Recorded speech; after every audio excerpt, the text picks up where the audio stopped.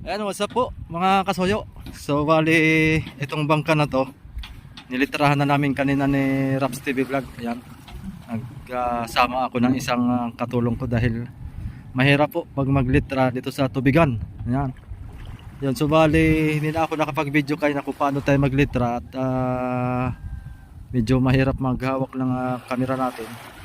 Nalitrahan ko na doon, sa hulihan. Yan, dinahikan. Nalitrahan ko na po yan kanina. Ako'y nakapatong lang po sa balsa. So saktong-sakto lang naman na hindi masyado maalon. Kaya nakakayanan natin maglitra. Yan.